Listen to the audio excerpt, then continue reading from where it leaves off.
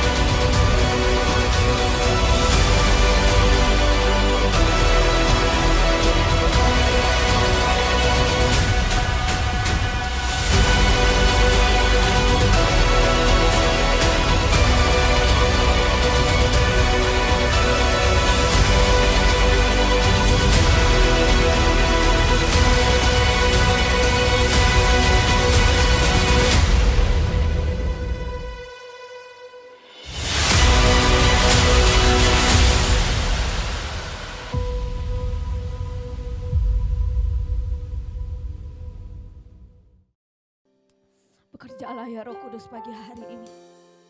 Ubah setiap kami Bapa. Ubah pribadi kami Tuhan. Urapan-Mu Tuhan nyata di tengah-tengah kami. Sehingga kami Tuhan dapat bertumbuh Tuhan di tengah Engkau Bapa. Terima kasih Tuhan Yesus.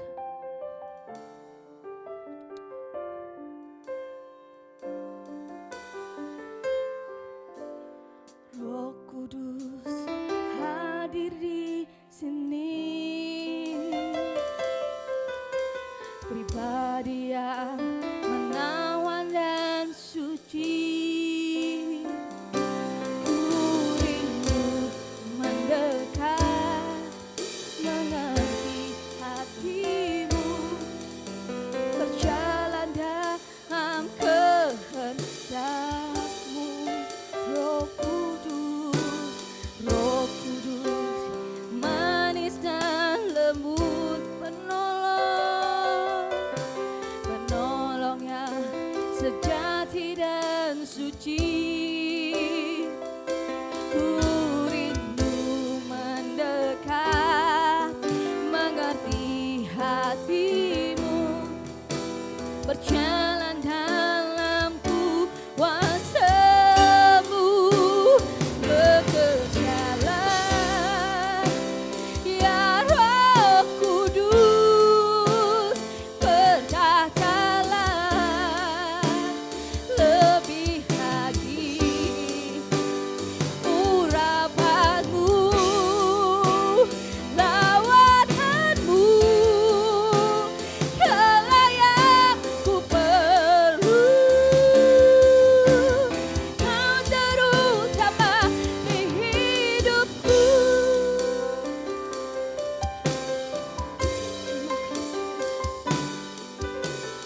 Roh Kudus hadir di sini,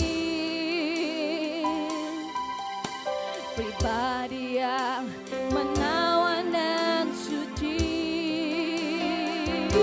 Ku rindu mendekat, mengerti hatimu, berjalan dalam kehendak-Mu. Roh Kudus, Roh Kudus, manis dan lembut, penolong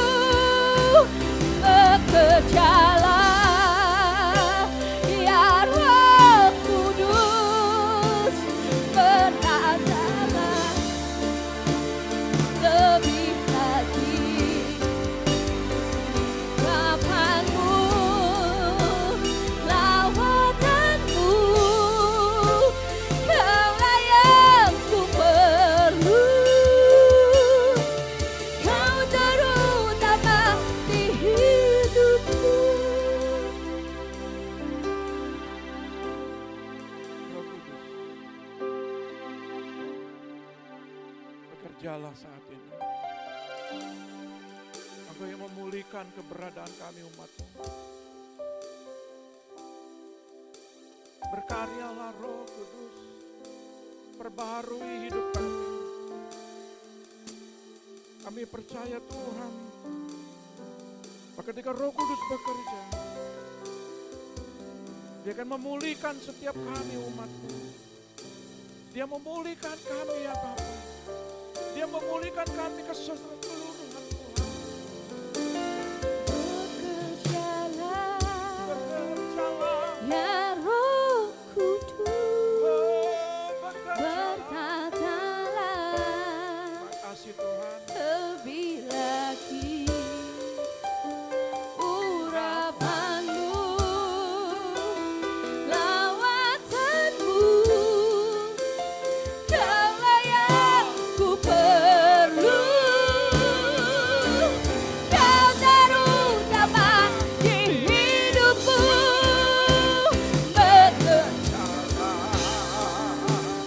Ya Roh, berkatalah lebih lagi urapanmu, lawatanmu, kaulah yang ku perlu. Kau terutama di hidupku. terima kasih Bapa. Urapi setiap jemaat-Mu, urapi hamba-Mu. Kami siap mendengarkan firman-Mu. Biarlah Tuhan firman ini memulihkan setiap kehidupan kami. Kami terima dengan ucapan syukur dalam nama Tuhan Yesus. Yang siap katakan haleluya. Amin. Shalom, selamat pagi. Apa kabar pagi hari ini? Baik. Luar biasa. Ya. Oke. Pagi hari ini saya ingin berbicara tentang berakar, bertumbuh, dan berbuah. Hari ini adalah, kalau kemarin tanggal 24, itu ulang tahun kita yang ke-10, GP Yehuda, dan hari Minggu ini perayaannya, 10 tahun. Saudara, 10 tahun itu kalau nilai, itu harapan kita, angka nilai 10. Setelah 10, maka akan terus pertumbuhan-pertumbuhan dalam setiap kehidupan kita akan berjalan. Ya.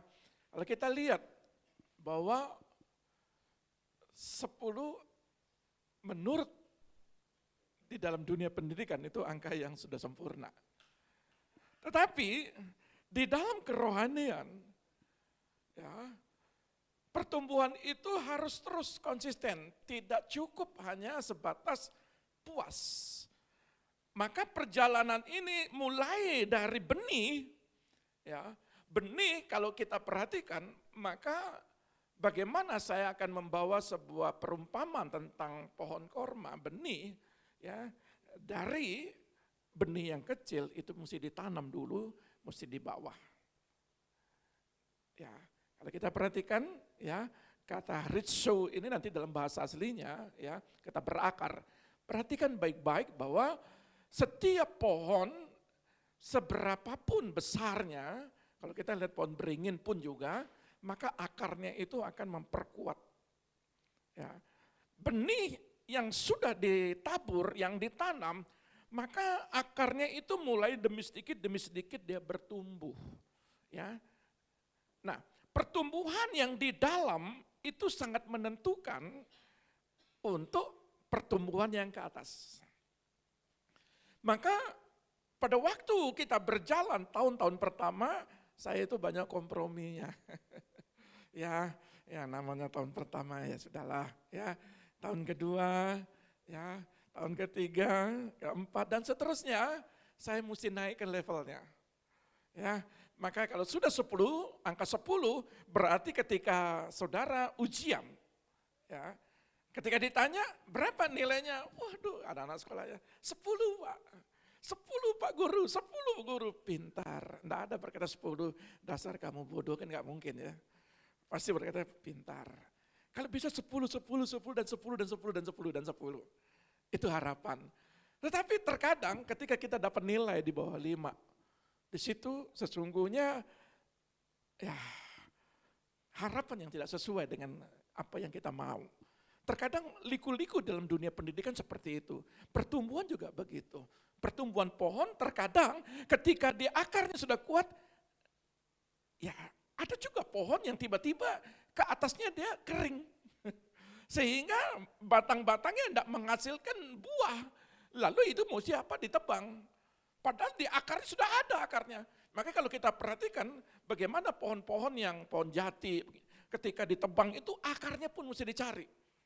Ya, karena bernilai tinggi di dalam kekristenan. Ya, kalau saudara berakar di dalam Tuhan bagus. Kalau berakar di luar Tuhan, nah itu juga masalah. Ya, sebab itu kalau kita lihat pertumbuhan di bawah ini menentukan, ya, menentukan sekali untuk proses naik ke atasnya, pertumbuhannya. Maka kita perhatikan di dalam ayat ini, saudara lihat kata Kolose 2 ayat 7. Mari kita berangkat Kolose 2 ayat 7. Kolose pasal 2 ayat 7 demikian bunyi firman Tuhan. Hendaklah kamu berakar di dalam Dia dan dibangun di atas Dia. Hendaklah kamu bertambah teguh dalam iman yang telah diajarkan kepadamu dan hendaklah hatimu melimpah dengan syukur. Kalau kita perhatikan ayat 5, coba pasal 5 dan 6 lah ya. 5-nya dulu coba lihat ya. Ayat 5. Sebab meskipun aku sendiri tidak ada di antara kamu. Ini Rasul Paulus bilang begini, meskipun aku tuh tidak bersama-sama dengan kamu ya. Terus? Tetapi dalam roh aku bersama-sama dengan kamu dan aku melihat dengan sukacita. Aku ini bersukacita, kenapa? Tertib hidupmu. Tertib hidupmu. Dan keteguhan imanmu dalam Kristus. Sebentar dulu. Jadi kalau mau bertumbuh, hidupmu tuh harus tertib. Rasul Paulus itu bilang, aku sukacita, maka sebelum di ayat 7 dia katakan, tertib dulu ya hidupmu. Kalau nggak tertib, kita nggak usah ngomong tentang akar.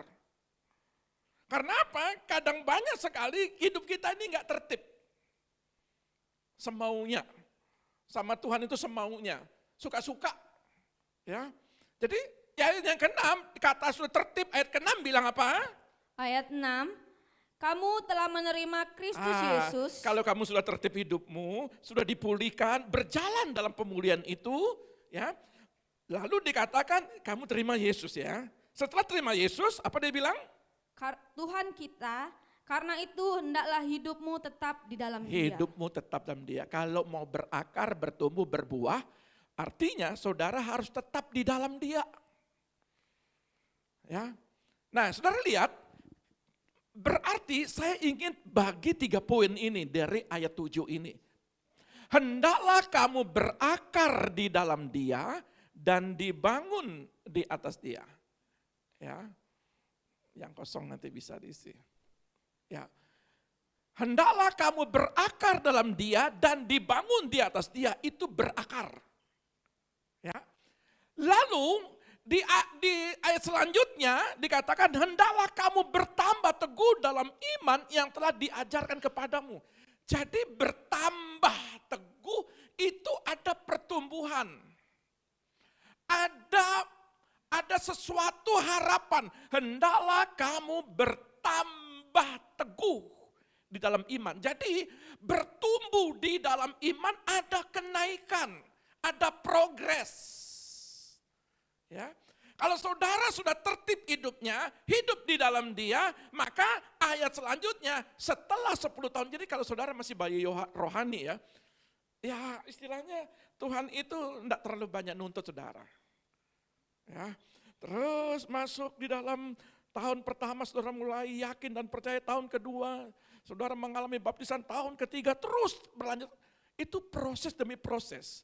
Setelah kalau Tuhan melihat mulai bertumbuh ke atas, nah bukan berarti nggak ada tantangannya, ada badai di situ, ada hama werang di situ, ada belalang di situ, ada banyak hal.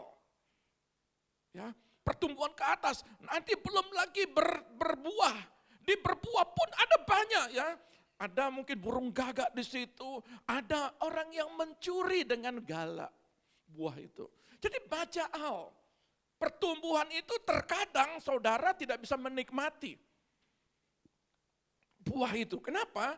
Karena ada kadang-kadang pohon mangga itu sudah baru bertumbuh, baru bunganya, baru tumbuh buahnya kecil, sudah gugur. Mulai besar, ada gugur lagi. Mulai lagi besar buahnya, gugur lagi. Sudah besar, sudah kita tunggu-tunggu, ternyata dimakan burung. Dimakan segala macam. Terkadang memang itu yang terjadi dalam pertumbuhan. Maka ketika saudara berakar, maka dilihat pertumbuhannya. Dan kalau sudah berakar, kalau sudah bertumbuh, kata berbuahnya di mana? Memang tidak dijelaskan kata berbuahnya. Tetapi begini, kalau saudara kita dalam kehidupan kita berbuah, berarti orang yang berbuah hatinya itu melimpah dengan ucapan syukur. Jadi kalau masih muka segitiga, kalau masih mulutnya maju, ya, kalau masih keningnya berkerut, berat sekali gitu ya, pecahnya banyak begitu ya, saking beratnya persoalan, ya, semakin uratnya di sini kelihatan, nampak gitu. Bagaimana saudara bisa dikatakan berbuah? Ya, orang yang berbuah selalu senyum. Bukan orang gila ya, mohon maaf ya. Di tempat sepi senyum, itu perlu dipertanyakan ya. Ya, banyak anak muda itu begini. Kadang-kadang anak muda itu begitu ya. Enggak ada hujan, ada angin tersenyum sendiri. Nah, itu perlu dipertanyakan. Betul ya? Kadang-kadang senyum sendiri. Gitu. Nah, itu perlu dipertanyakan. Nah, kalau suami-suami senyum sendiri, ada ibu-ibu langsung senggol ya. Kenapa kamu senyum-senyum? Pasti kaget ya. Tapi di sini enggak ada. Haleluya.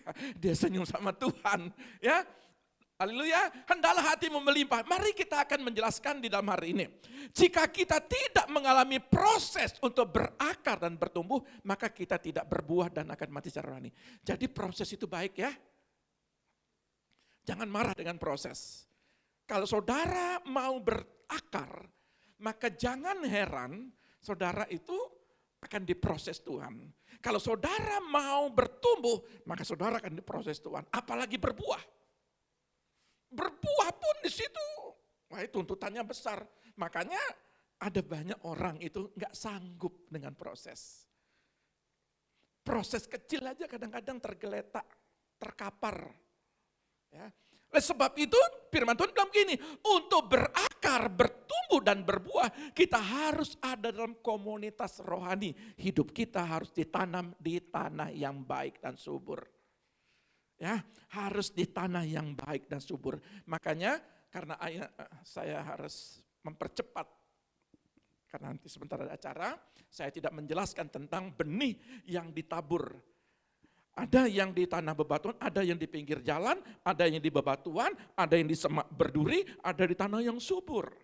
Saudara, kita yang menentukan maunya di mana, pertumbuhan rohanimu mau di mana. Maka penting sekali kalau saudara ingin mau berbuah, biasanya kalau para petani harus lihat dulu apa yang mesti dilakukan. Ya, batu-batunya kadang disingkirkan, rumput-rumputnya kadang-kadang dicangkul, kadang-kadang digemburkan, dikasih air, ada batu, ada macam rumput-rumput itu disingkirkan. Pertumbuhan rohani, sebuah pohon kehidupan, kalau masih ada akar kepahitan harus disingkirkan. Kalau masih ada kekerasan hati, kalau masih ada keras kepala, nah keras kepala itu kayak batu itu maksudnya, keras kepala. Nah, itu harus mesti disingkirkan, baru bisa bertumbuh. Ya, nah, saudara lihat, berarti saya mau menjelaskan, ya, dari ayat 7 ini. Pertama, kekristenan yang berakar itu, hendaklah kamu berakar dalam Dia dan dibangun di atas Dia. Artinya, ritso, berakar secara teguh, kokoh, kuat. Ya. Maka saudara perhatikan baik-baik, kalau kita lihat di Timur Tengah, benih daripada pohon korma itu mesti ditumpuk dulu di dalam, langsung dikasih batu di atasnya. Ini sering saya bagikan, sudah berkali-kali bagikan. Tapi sering kali yang dibagikan itu lupa. Nggak dilakukan. Ketika benih pohon korma ini, buah korma ini ditanam, dia mesti ke bawah dulu. Jadi di atas itu dikasih batu. Jadi bukan batu yang besar, minimal batu disusun. Nanti ketika setelah akar tanamannya kuat, itu saya lihat filmnya. Saya itu tipe orang kalau khotbah itu saya nggak mau setengah-setengah ngelihatnya. Saya harus mesti lihat videonya. Jadi ketika di sini itu batu yang 3 itu tuk begitu. Itu saya lihat di videonya. Jadi dia tumbuh setelah kuat di bawah, dia mencari air. Di padang gurun itu dia mencari air. Sampai batang air katanya. Jadi apa yang memperkuat kita itu firman. Selama kita tidak mengalami pembaharuan dalam firman, pengetahuan dalam firman, rawan hidup kita. Maka penting sekali, seringkali apa yang terjadi ketika di bawah, tunggu dulu. Tekanan hidup. Halo, kalau saudara mau berbuah, harus banyak ditekan orang. Kadang-kadang kita itu enggak bisa. Ini hati ini bergejolak. Semakin kau direndahkan, semakin bagus. Semakin kau ditekan, semakin bagus. Tekanan, maka ketika setelah akar kuat ketemu batang air, dia naik ke atas. Kenapa? Firman yang mengubah hidupmu, makanya saudara nggak perlu dipromosikan. Jangan promosikan dirimu. Kalau engkau sudah berakar, nanti kita yang akan dipromosikan. Tuhan yang akan mempromosikan. Saya sekali berkali-kali bilang begini. Bukan saya tidak mau khotbah di luar. Tapi saya kurang tertarik. Saya lebih mau jemaat di sini kuat dulu. Apa artinya saya membagikan hal-hal firman di luar? Bukan alergi danda, ya. Segala hormat. Kita punya perbedaan yang berbeda-beda. Ya, jadi saya mau di tempat ini minimal kuat dulu di dalam ini. Ya, ketika yang sakit saya kunjungi, kadang-kadang jam 1, jam 2, jam 3 pagi. Ya, kadang-kadang ketika mereka mengalami suatu persoalan rumah tangga, saya kuatkan lagi. Tapi saya bilang begini, 10 tahun cukup ya. Jangan masih bertengkar lagi. Halo, 10 tahun itu saya pikir, marilah kita nilai, mari kita bangga dengan nilai 10 ini. Kalau masih 10 tahun ini masih bertengkar, apa yang kau banggakan? Hah? Pandangan wajahnya. Ya, ketika saudara ditekan, yang paling sering ditekan itu perasaan. Yang paling ditekan, yang paling dihancurkan. Jadi iblis itu kenapa masalah perasaan? Karena Hawa itu, karena Adam itu jatuh karena punya perasaan sebagai suami. Aduh. Karena istrinya nyodorkan buah, dia tidak lihat rencana Tuhan, dia lihat istrinya. Perasaannya sebagai suami itu ingin mengasihi istrinya, tapi mengasihi yang salah. Seringkali kita itu enggak peka, kalau memang itu salah, katakan salah.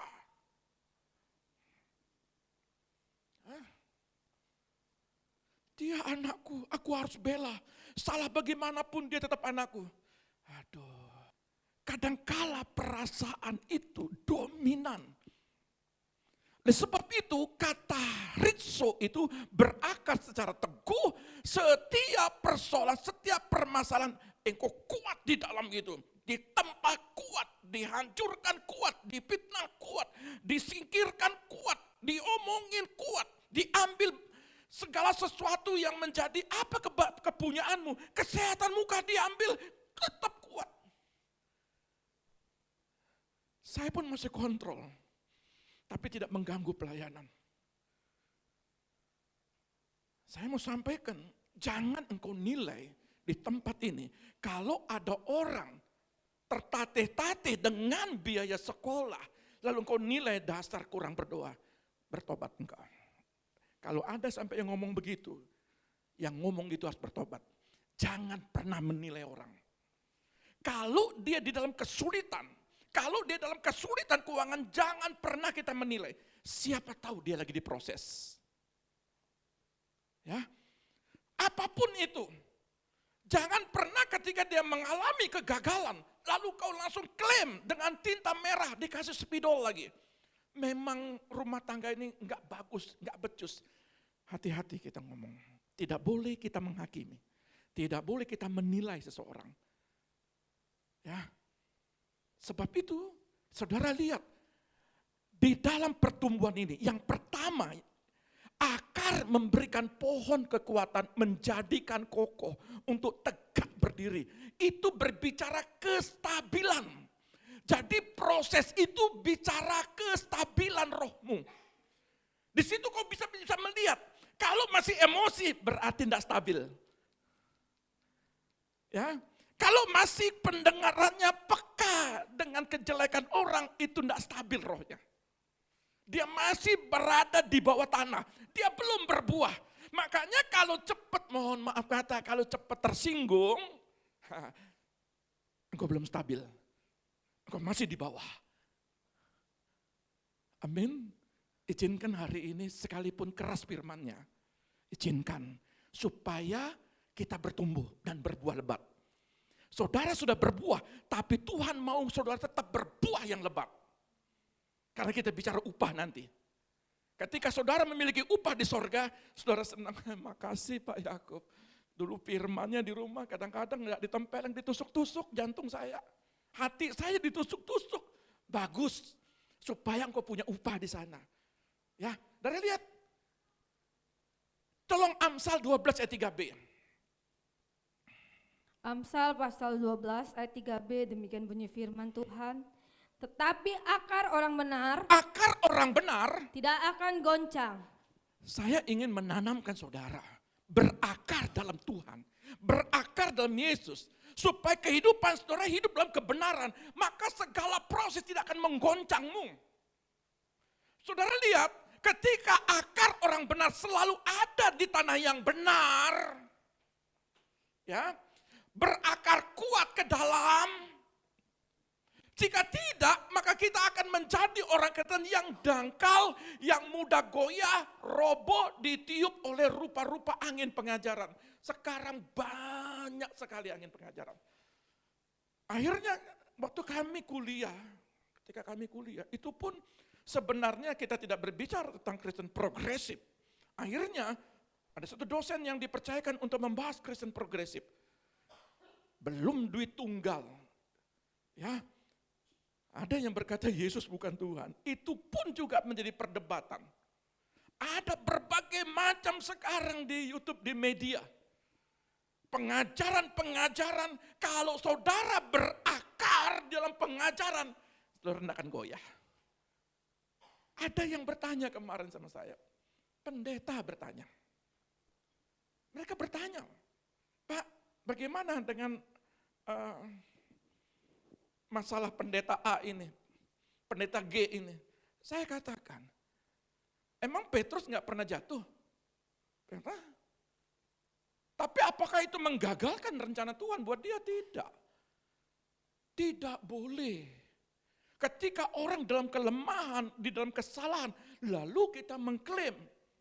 Tetapi saudara yang berakar dalam Tuhan, sekalipun pengajarannya menyesatkan saudara, saudara bisa tahu, oh ini pengajarannya begini, oh ini pengajarannya begini.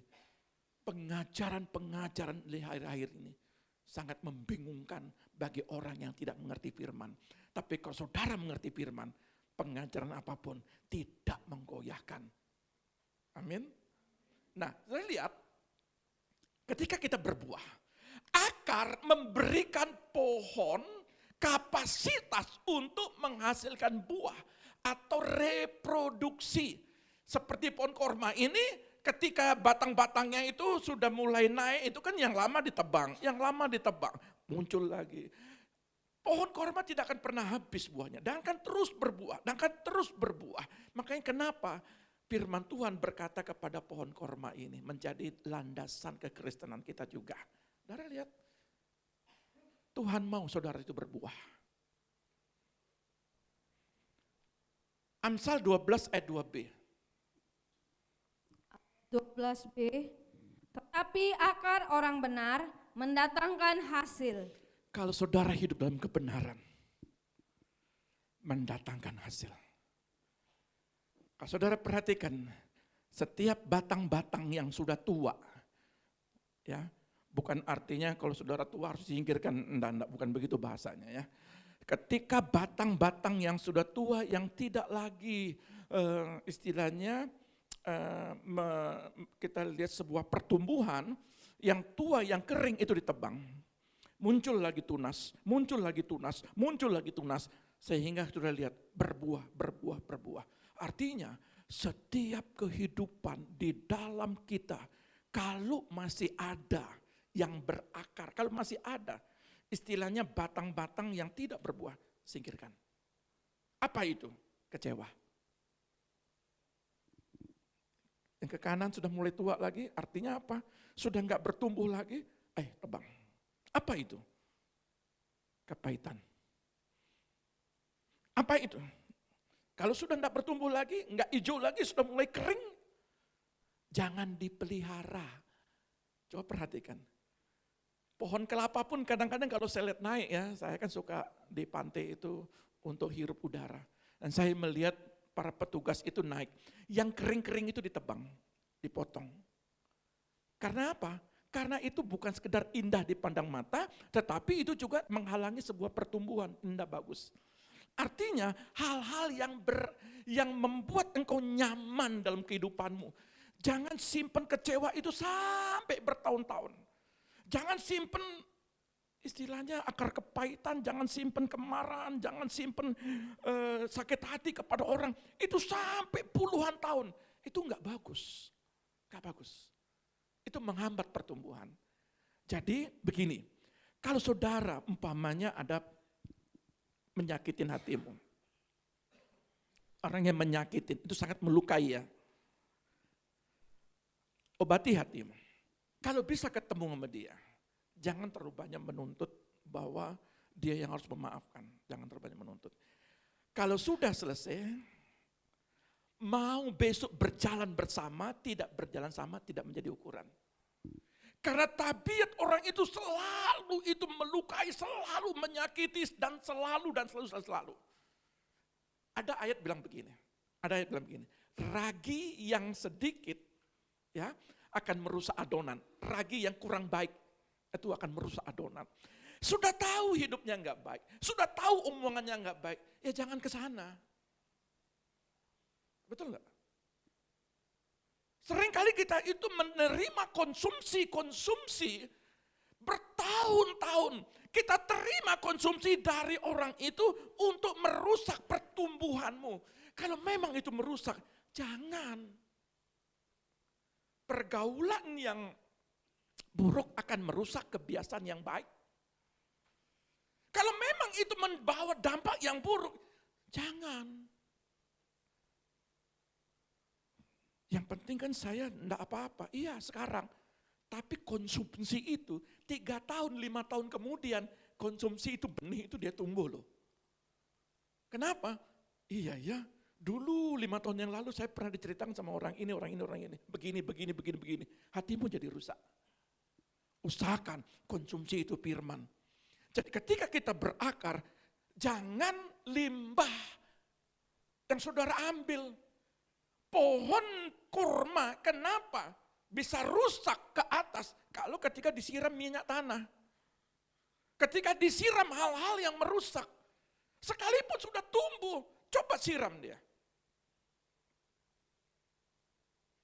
Saya mau katakan begini, pertumbuhan kekristenan, sekalipun engkau kuat di dalam firman, tetapi ketika dia bertumbuh, menentukan siapa yang ada di sekitarmu.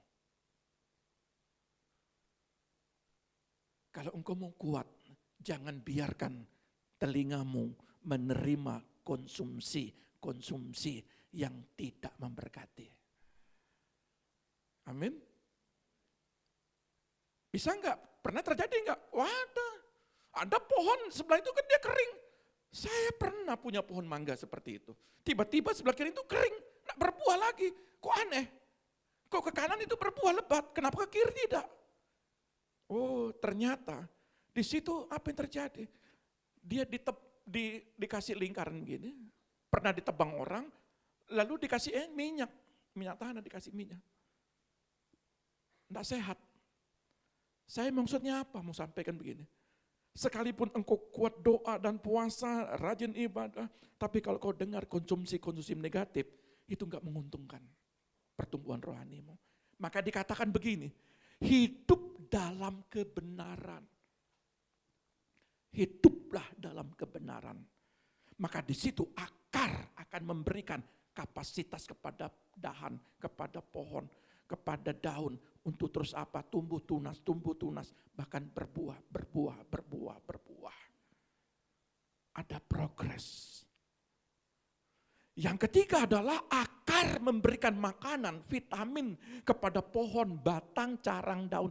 Firman yang kita terima itu akan membawa vitamin buat kita.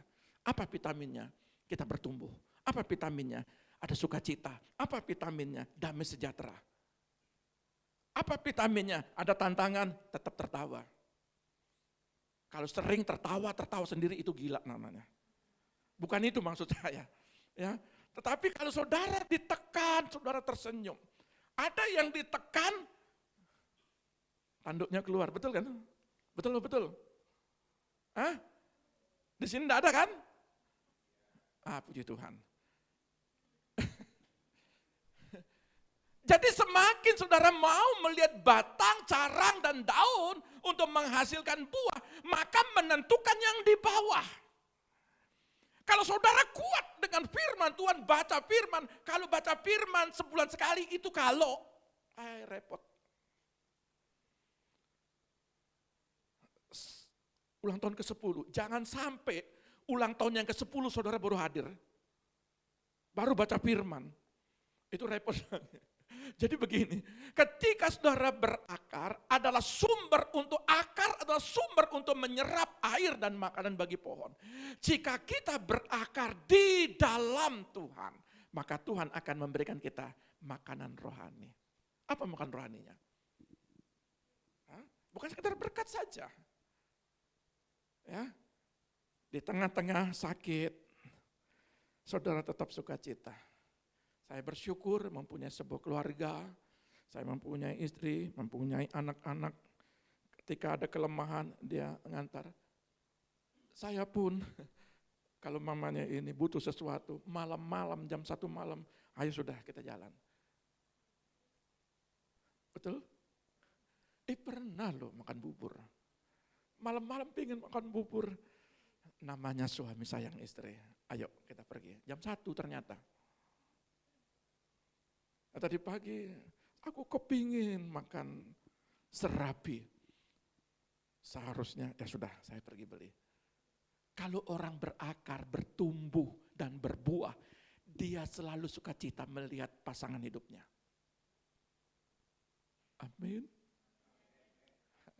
Yang di belakang amin. Ya. Kalau orang yang sukacita, orang yang berbuah, mukanya tersenyum. Bolehkah saudara bisa tersenyum hari ini? Pandang kiri dan kananmu, siapa yang tidak tersenyum? Senyumnya terpaksa, aduh repot itu. Saya harap saudara tersenyum dengan benar-benar tersenyum. Jadi jangan sekali-sekali tersenyum karena omongan pendeta. Nggak enak dilihat. Ya, terlihat. Benar. Kemarin ada orang ketawa, khotbah ketawa-ketawa, ya karena memang nggak lucu sebenarnya, tapi saya terpaksa tertawa. Kenapa? Karena semua tertawa, padahal nggak lucu. Jadi saya harus pasang senyum tapi nggak bersuara. Ketawa nggak bersuara ada. Karena apa? Menghargai. Teman-teman ketawa ya saya harus ketawa. Nah itu repot. Ya, kalau hari ini saudara tersenyum benar-benar dari isi hati. Haleluya, yang dipulihkan. Nah, kekristenan yang bertumbuh.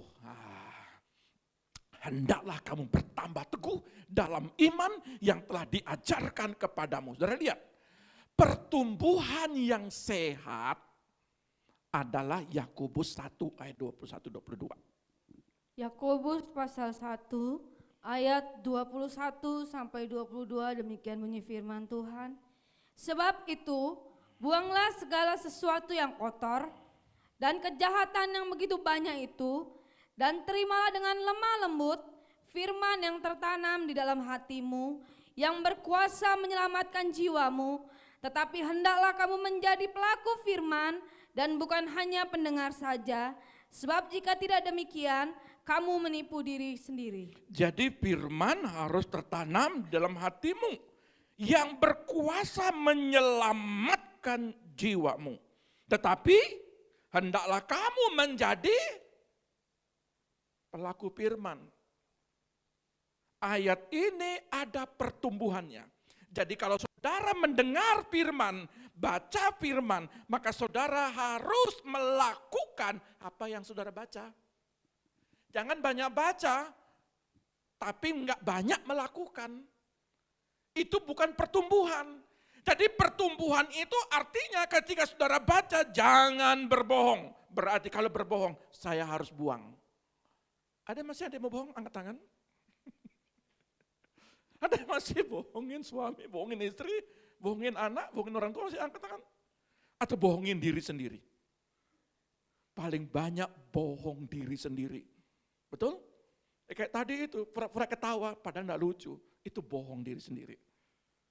Ya. Jadi apa yang terjadi? Yang pertama itu, buang segala sesuatu yang kotor. Pikiran, ya. Terkadang pikiran ini juga, kalau ada pikiranmu hari ini yang negatif thinking, sama enggak negatif thinking sama pikiran? Negatif ini yang paling sering terjadi. Terimalah firman Tuhan, habis itu menjadi pelaku. Jadi orang yang berakar, ketika dia menerima banyak firman, yang dia suplai firman, makanan-makanan rohani, dia mulai naik, bertumbuh. Ketika dia bertumbuh, Tuhan mau melihat apakah dia berbuah. Artinya apa? Di situ kita melihat apakah dia melakukan kebenaran firman itu. Masih ada yang emosi? Kok marah-marah itu? Ada yang ngaku ya? Masih ada. Kalau masih ada, saudara lihat. Tuhan, aku masih marah, masih emosi. Berarti ini batu penghalangku, aku singkirkan dalam nama Tuhan Yesus. Bisa? Oh ya, bisa. Pak Pendeta, tolong doakan. Oke, kita doakan. Tidak sampai 1 jam. Air panas belum turun mendidihnya, masih gelembung-gelembung. Sampai di rumah, bukan tunjuk 1 tangan, pakai 5 tangan. Kamu. Apalagi kalau cincinnya banyak. Cuma nunjuk 1. Mohon maaf, jangan tersinggung. Maksud saya bukan gitu, bukan ke situ maksud saya. Diberkati, puji Tuhan. Seringkali kita nunjuk tuh merasa, tapi 4-nya ke kita. Supaya 4-nya enggak ke kita, 5 nunjuk. Nunjuk ke dia. Ini kamu begini. Untung istri saya baik. Enggak pernah dia begini, apalagi begini. Ya, betul. Dia menatap dengan heran. Ya, udah lihat 1 Korintus 15 ayat 58. Apa arti daripada kekristenan yang bertumbuh? 1 Korintus pasal 15 ayat 58, demikian bunyi firman Tuhan. Karena itu, saudara-saudaraku yang kekasih, berdirilah teguh. Berdiri teguh. Jangan goyah. Dan giatlah selalu dalam pekerjaan Tuhan. Ya, giatlah dalam pekerjaan Tuhan. Terus? Sebab kamu tahu bahwa dalam persekutuan dengan Tuhan, jerih payahmu tidak sia-sia. Perhatikan baik-baik. Siklus pertumbuhan itu masalah waktu. Nah, saudara perhatikan. Untuk bertumbuh, kita harus memiliki kebiasaan yang positif. Rindu akan firman Tuhan, miliki selera makan secara rohani. Begini, ketika kita beribadah, ketika kita berdoa, ketika kita bersekutu, ketika kita melayani Tuhan, sesungguhnya di situ adalah pertumbuhan. Kalau saudara tidak melakukan dari 4 poin ini sangat disayangkan. Kenapa? Kenapa saya mau katakan ini? Salah satu contoh poinnya melayani Tuhan. Seringkali kita ini kan bukan manusia, bukan malaikat ya. Kita juga punya kelemahan. Tetapi ketika saudara ada dalam kelemahan, saudara melihat orang yang dalam kelemahan, saudara bisa kuatkan dia. Saudara bisa menghibur dia. Saudara bisa memulihkan dia. Artinya, saudara nggak fokus dengan masalah saudara. Tapi yang membuat kita tidak bertumbuh adalah karena kita selalu, kitanya yang harus dibenahi, kitanya harus dibela, kitanya yang harus didengar, kitanya yang harus dihargai, kitanya, semua kita. Maka saudara tidak akan bisa bertumbuh. Ketika saudara banyak mendengar persoalan orang lain, dan situ saudara menguatkan orang lain, maka disitulah pertumbuhannya. Disitulah pertumbuhannya. Saya mau sampaikan begini. Di luar sana, banyak yang sudah mengalami makanan-makanan rohani. Tetapi dalam pertumbuhannya, pohonnya kerdil. Kalaupun pohonnya, terkadang buahnya tidak sesuai dengan harapan.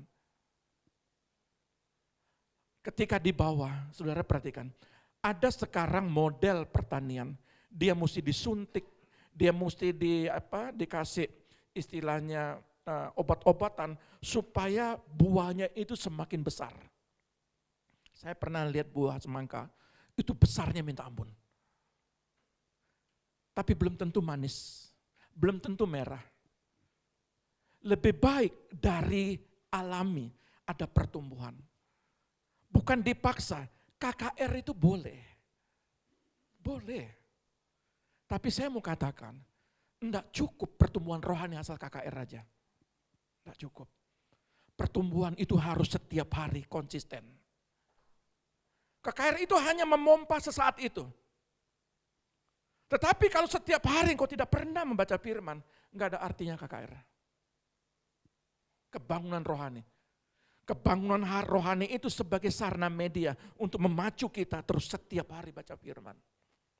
Tiap hari. Ingat, ada firman bilang begini, iman timbul dari pendengaran akan firman. Kalau saudara tidak mau baca firman, maka akar itu tidak akan pernah mencari air. Akar bertumbuh, akar naik ke atas, tumbuh batang, tumbuh pohon yang besar. Itu mulai dari akar. Seberapa besar akar itu menyerap firman, seberapa besar engkau menyerap firman, di situ akan ada pertumbuhan. Betul. Firman Tuhan berkata, jangan cepat-cepat, jangan belajarlah engkau lemah lembut, jangan mudah tersinggung, jangan mudah kecewa, jangan mudah ini dan itu dan itu. Ketika saudara dengar firman, Tuhan, saya mau bertumbuh Tuhan, sekalipun ada yang orang yang mengecewakan, saya akan memaafkan dia Tuhan. Itu orang bertumbuh. Maka sebab itu, saya mau katakan begini dalam poin ketiga, kekristenan yang berbuah. Kalau yang pertama tadi, bagaimana dalam berakar. Yang kedua, bagaimana dia bertumbuh. Yang ketiga, bagaimana dia berbuah. Dan hendaklah hatimu berlimpah. Hatimu melimpah dengan syukur. Artinya begini, kita harus berbuah karena ini Allah berbicara. Di dalam firman Tuhan Yohanes 15 ayat kedua dan 6. Mari kita baca sama-sama. Saya cari dulu ayatnya.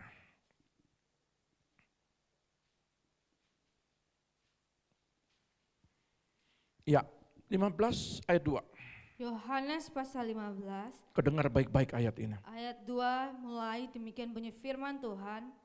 Setiap ranting padaku yang tidak berbuah dipotongnya, dan setiap ranting yang berbuah dibersihkannya supaya ia lebih banyak berbuah. Perhatikan ayat ini. Kalau saudara tidak berbuah, saya ingin menyampaikan sebuah kebenaran firman. Kalau saudara tidak berbuah, maka akan ditebang. Buah apa Pak? Pertobatan. Buah apa Pak? Di situ berbicara kasih, sukacita dan sebagainya. Kelemah lembutan, penundukan diri, saudara harus berbuah. Kalau tidak berbuah, maka ditebang. Tetapi yang hebat ayat ini bilang begini, ya. Setiap ranting yang berbuah, saudara berbuah apa tidak hari ini? Berbuah. Tapi Tuhan mau bilang begini, setiap pribadimu yang sudah berbuah tetap dibersihkan. Karaktermu tetap dibersihkan. Karaktermu tetap dihancurkan. Kalau engkau tidak ada penundukan diri, mohon maaf kata, hai istri-istri, kalau engkau tidak menundukkan diri kepada suami, maka akan ditebang, maka akan dibersihkan. Akan dihancurkan di situ apa karaktermu yang tidak baik. Demikian juga suami-suami, tunggu dulu, ibu-ibunya sudah tersenyum. Hai suami-suami, kalau engkau tidak mengasihi istri, berbalik loh ya, tunduk tapi juga harus mengasihi. Sudah berbuah, aku sudah mengasihi istriku. Belum, baru 10%. Gaji 10 juta, 1 juta yang dilaporkan. Mesti dibersihkan lagi. Enggak jujur di situ. Betul. Saya berharap agak tegas 10 tahun kita sudah berbuah. HP jangan disembunyi pakai password. Kasih muncul, lihat. HP istriku itu buka, sama-sama dibuka. Silakan. Karena kami orang yang terbuka. Kalau masih HP pakai password, sudah taruh di meja. Tapi password kan repot, istri tidak bisa buka. Tapi di sini istri-istrinya bijaksana, suami-suaminya bijaksana. Ya, karena di HP-nya itu penuh dengan firman, penuh dengan kata-kata memberkati. Haleluya. Jadi kalau saudara masih berbuah, seringkali saudara dibuat tersinggung. Karena apa? Karena saudara berbuah lebat. Jadi tersinggung itu suatu sarana alat buat saudara. Untuk terus saudara dibikin tersinggung. Tolong camkan kata-kata saya ini. Ya, halo? Saudara setiap hari akan dibuat tersinggung. Sama siapa? Orang terdekat. Supaya apa? Supaya berbuah lebat. Jadi kalau saudara cepat tersinggung, saudara nggak mau berbuah lebat. Emosinya kebangetan. Di sini tidak ada. Amin. Terus ayat 3. Ayat 3, kamu memang sudah bersih. Kamu sudah bersih. Bagaimana? Firman, terus? Karena firman yang telah kukatakan kepadamu. Begini, firman yang sudah disampaikan hari ini, panas telinga saudara mungkin hari ini. Firman sudah kusampaikan kepadamu. Tujuannya apa? Untuk bersihkan carang-carang yang kotor. Carang-carang yang masih, istilahnya carang-carang yang tidak menghasilkan buah. Mesti dibersihkan. Apa karaktermu? Banyak karakter. Banyak yang mesti disingkirkan. Kadang-kadang face to face. Hai Pak Pendeta, face to face. Berhadap-hadapan. Saya kadang-kadang ngomong dengan apa yang jelas. Tujuannya apa? Untuk membersihkan setiap karaktermu yang kurang bagus. Terus 4, tinggallah di dalam aku dan aku di dalam kamu. Bagaimana caranya supaya firman itu tetap bertumbuh dalam hidup kita? Maka dia katakan tinggal di dalam aku dan aku di dalam kamu. Izinkan Kristus tinggal dalam diri kita. Terus? Sama seperti ranting tidak dapat berbuah dari dirinya sendiri kalau ia tidak tinggal pada pokok anggur. Perhatikan baik-baik. Saudara mau berbuah, tapi tidak cari firman, tidak ada dalam hadirat, tidak mau bertumbuh, tidak mau mencari Tuhan. Bagaimana? Tidak akan bisa. Kalau saudara berkata, yang penting saya berbuat baik, apa bedanya sama orang dunia? Orang dunia juga berbuat baik. Tetapi yang bisa saudara bertumbuh, berbuah, berbuat baik, yang tulus, yang setia, yang konsisten, yang stabil, hanya di dalam firman Tuhan. Saya pernah melayani orang, bahkan mau melayani orang. Hidup dalam kesulitan, hidup dalam kehancuran di dalam kehidupannya. Saya katakan begini, kalau dia tidak hidup dalam firman, sekalipun pendeta ngomong, mohon maaf kata, berbusa, tidak akan mengubah. Yang mengubahmu itu firman. Jadi kalau engkau melihat pendeta, bersandar kepada pendeta A, B, C, D, dan seterusnya, engkau tidak akan berubah. Yang bisa mengubahmu hanya firman. Perhatikan baik-baik. Yang bisa mengubahmu hanya firman. Oleh sebab itu dikatakan terus, Demikian juga kamu tidak berbuah, jikalau kamu tidak tinggal di dalam aku. Akulah pokok anggur, dan kamulah ranting-rantingnya. Barang siapa tinggal di dalam aku, siapa tinggal di dalam aku, dan aku di dalam dia, terus ia berbuah banyak. ia berbuah banyak. Sebab di luar aku, kamu tidak dapat berbuat apa-apa. Kalau saudara nama pemurah, kemurahan, tahu kemurahan? Itu buah roh, kemurahan tahu? Kalau saudara menolong seseorang, lalu di sini ada rasa sakit karena kehilangan sesuatu di dalam dirimu. Tetapi ketika engkau kehilangan sesuatu dalam dirimu, di situ engkau melihat sesungguhnya ada kemurahan yang kau lepaskan kepada orang lain. Dan engkau tersenyum. Itu namanya buah kemurahan. Saya mau sampaikan begini, kalau engkau sudah tolong orang, jangan itu menjadi konsumsi. Jangan menjadi konsumsi. Karena buah kemurahan, kalau itu menjadi konsumsimu kepada orang lain, berarti buah kemurahan engkau tidak miliki. Kalau tolong orang, tolong.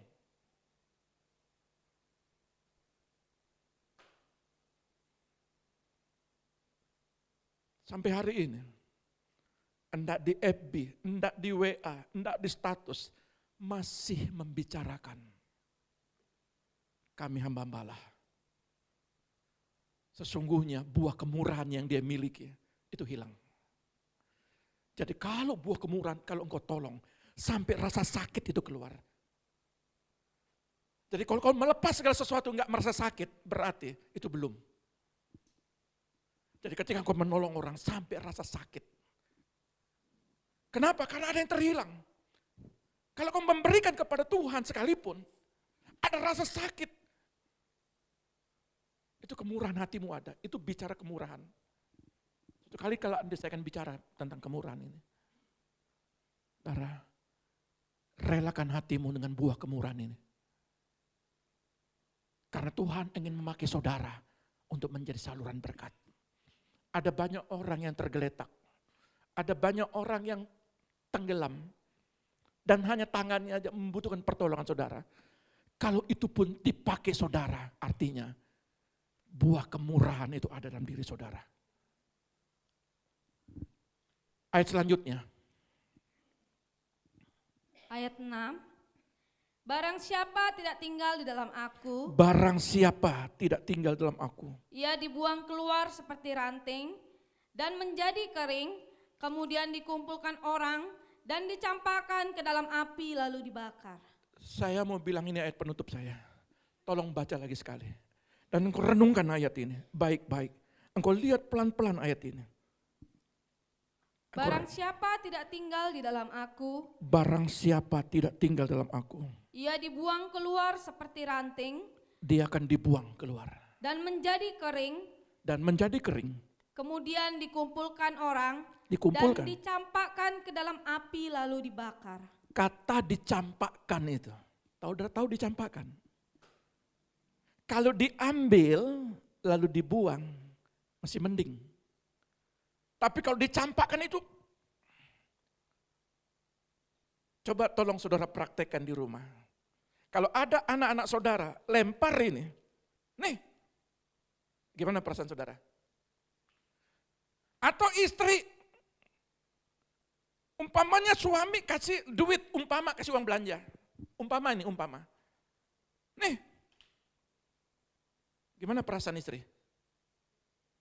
Kata dicampakkan itu, orang yang tidak berbuah dicampakkan Tuhan. Tidak enak. Saya mau sampaikan ini tegas firman Tuhan. Kalau engkau tidak berbuah, engkau masih kecewa, engkau masih marah, engkau masih tersinggung, masih ngomongin orang, masih tuding orang, masih hakimin orang, engkau dicampakkan. Catat baik-baik ini. Ini firman. Saya bicara akar, saya bicara bertumbuh. Tapi ketika bicara buah, ini ayatnya. Tuhan tidak melihat akarnya lagi, Tuhan tidak melihat tumbuhnya lagi, tapi Tuhan mau lihat buah. Karena Tuhan mau supaya hidup kita benar-benar tulus, murni. Ada dalam pertobatan, saling mengasihi, saling menghormati. Halo para anak-anak, hormati orang tuamu. Halo para orang tua, kasih anakmu. Kasihi dia. Selamatkan dia. Bimbing dia. Kalau bila perlu, apa yang milik kita lakukan buat dia. Supaya ketika kita nanti masa tua, kita melihat anak-anak kita, anak-anak yang sukses. Lakukan itu dengan segenap hatimu. Kalau masih ada yang akar kepahitan antara orang tua dan anak, pulihkan cepat-cepat. Karena Tuhan tidak mau saudara itu sakit hati. Halo para istri, engkau pernah disakiti oleh suami. Walaupun engkau, mohon maaf kata, walaupun engkau sudah tidak bersama lagi sama dia, engkau berjalan sendiri-sendiri, tapi engkau maafkan dia. Kamu di kiri, aku di kanan. Kamu di timur, aku di barat. Karena kita sudah berbeda. Walaupun kita harus memaafkan, tapi kalau dia sudah pindah ke lain hati, engkau berjalan dengan apa yang ada. Dengan hidup di dalam Tuhan. Tapi kau memaafkan dia. Amin. Ampuni setiap kesalahannya. Jangan dia punya sakit hati kepadamu, lalu engkau membalas dengan sakit hati. Kasih, beri dia makan, beri dia minum. Sebagai seorang Kristen yang berakar, bertumbuh dan berbuah, hari ini lakukan itu untuk Tuhan. Tuhan Yesus memberkati. Mari kita datang kepada Tuhan.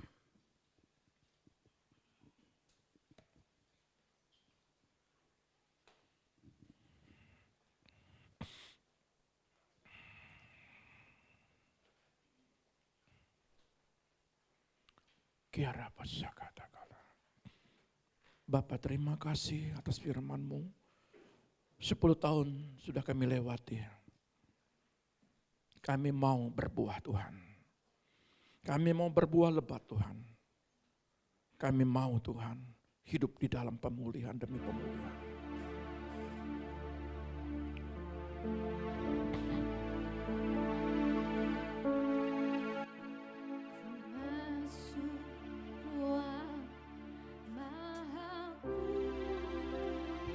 Kami Tuhan.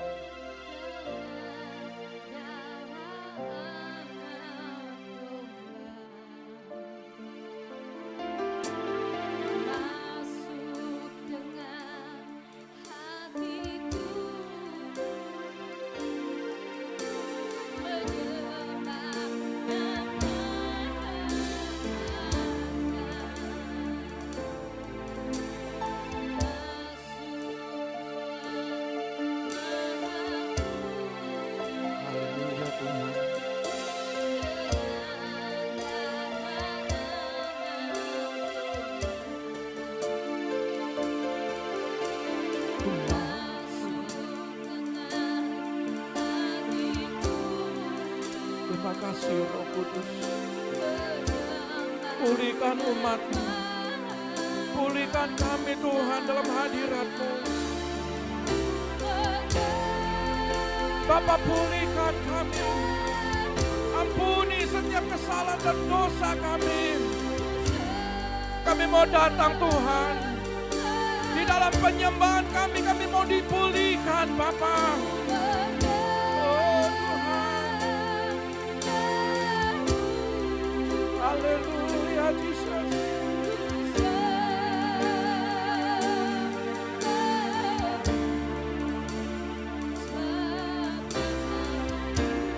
Kudus Tuhan. Kudus Tuhan. Oh kudus Tuhan.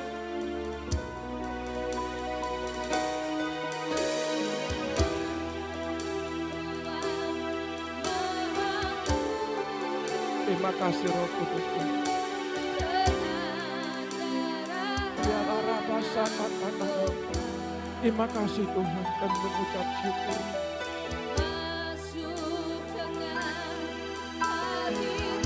Terpujilah Engkau Tuhan. Terpujilah Engkau.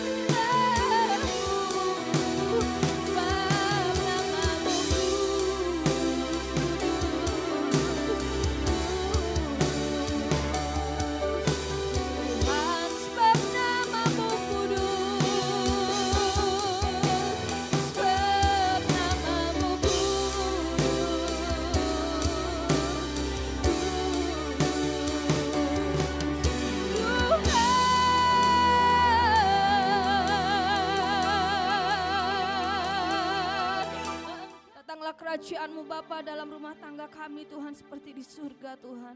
Kami yakin dan percaya Bapa, kami akan menjadi pemenang bahkan lebih daripada pemenang. Itu semua oleh karena Engkau Tuhan. Kami mengucap syukur Bapa pagi hari ini atas kebaikan-Mu. Hanya di dalam nama Tuhan Yesus, haleluya. Amin. Saya undang kita semua bangkit berdiri, kita akan mengakhiri ibadah kita.